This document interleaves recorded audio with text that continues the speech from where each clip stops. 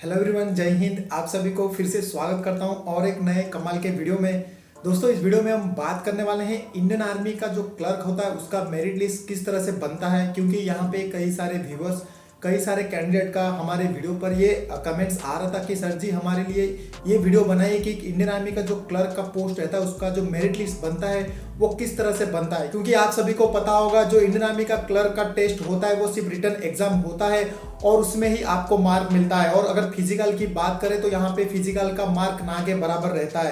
यहाँ पे कई सारे व्यूवर्स का ये भी डाउट रहता है, सर जी क्या हमें फिजिकल का मार्क मिलता है, क्या फिजिकल का जो परफॉर्मेंस रहता है उसमें इंक्लूड होता है मेरिट लिस्ट आने के लिए।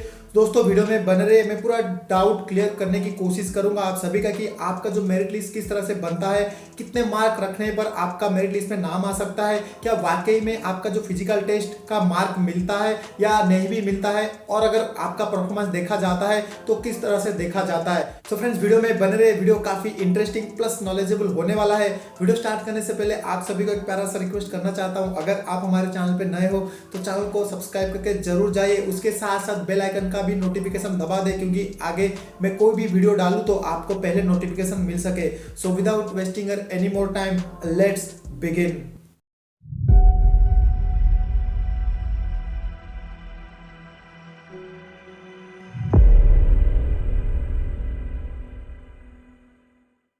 दोस्तों, यहाँ पे हम बात करेंगे जो इंडियन आर्मी का क्लर्क का पोस्ट रहता है। आप सभी को पता है यहाँ पे सिर्फ आपको रिटन एग्जाम के बेसिस पे ही आपका मेरिट लिस्ट बनाया जाता है।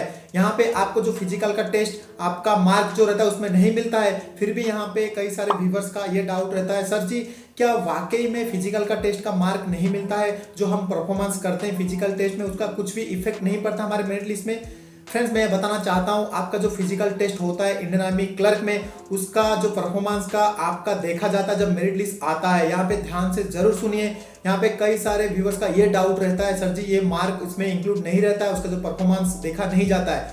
दोस्तों, मैं कुछ एग्जाम्पल लेके आपको बताना चाहता हूँ। मान के चलो यहाँ का मेरिट लिस्ट बना है 130 से लेके 155 के अंदर, राइट। सो फ्रेंड्स, आपने क्या किया, आपने 140 मार्क रखा, क्योंकि यहाँ पे मेरिट लिस्ट बना था 130 से लेके 155 के अंदर। तो दोस्तों, आपने रखा 140 मार्क और दूसरे बंदे ने रखा 140 मार्क, राइट। तो यहाँ पे आप दोनों का जब मेरिट लिस्ट देखा जाएगा तो वहां पे आपका जो फिजिकल का परफॉर्मेंस देखा जाएगा कि आपने जो 1600 मीटर रनिंग मारा है, जो टाइम फ्रेम दिया है उसमें आपने एक्सीलेंट मारा है या उसमें आपने गुड रनर मारा है। क्योंकि यहाँ पे भी वेरीज करता है, आपका फिजिकल का मार्क तो नहीं मिलता लेकिन उसका जो परफॉर्मेंस रहता है कि आपने जो रनिंग कंप्लीट किया कितने टाइम के अंदर किया, आपने एक्सीलेंट मारा या आपने गुड रन मारा।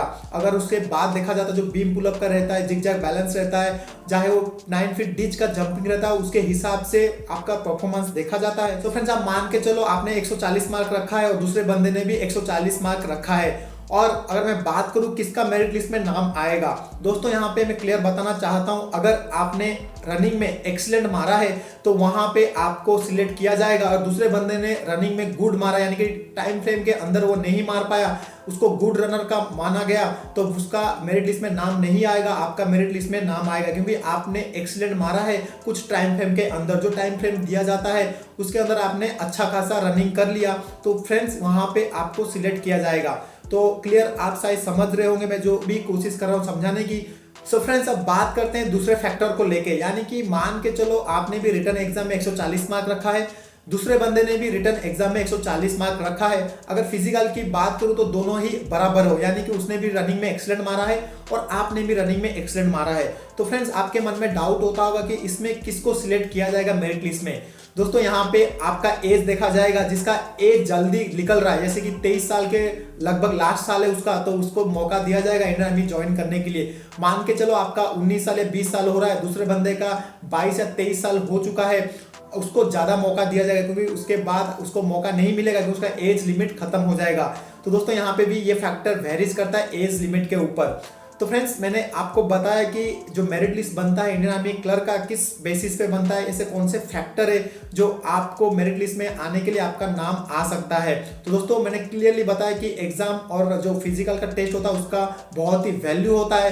तो यहाँ पे आपका जो डाउट है कि सर हमारा जो इंडियन आर्मी क्लर्क हो या टेक्निकल हो या नर्सिंग असिस्टेंट हो, फिजिकल का मार्क नहीं मिलता है, दोस्तों ये वहम आपके मन से निकाल दीजिए, क्योंकि यहाँ पे परफॉर्मेंस देखा जाता है कि आपको रनिंग में कितना आपने मारा, एक्सीलेंट मारा या गुड मारा। तो फ्रेंड्स आई होप आप लोगों को मैंने जो भी कोशिश करा समझाने की कि इंडियन आर्मी का जो क्लर्क का मेरिट लिस्ट किस तरह से बनता है आप लोग समझ गए होंगे।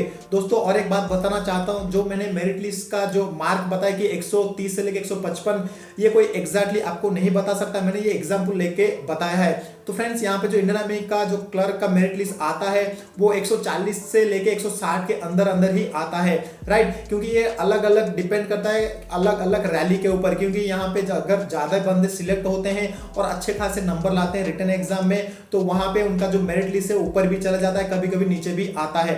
तो फ्रेंड्स आपको ध्यान में रखना है कि जो मान के चलो कि आपका जो मेरिट बनता है इंडियन आर्मी क्लर्क के लिए वो 130 के लेके 160 के अंदर अंदर मेरिट लिस्ट बनता है। तो फ्रेंड्स अगर वीडियो पसंद आया हो तो वीडियो को लाइक कर देना। अगर आपके मन में कोई डाउट कोई सवाल है तो हमें कमेंट कर देना। अगर चैनल पे नए हो तो चैनल को सब्सक्राइब कर देना, क्योंकि इसी चैनल पे इसी तरह के आपको वीडियो देखने को मिलेंगे। तब तक के लिए मैं फिर मिलता हूँ आपको एक नेक्स्ट वीडियो में। Stay tune. जय हिंद। Love you all.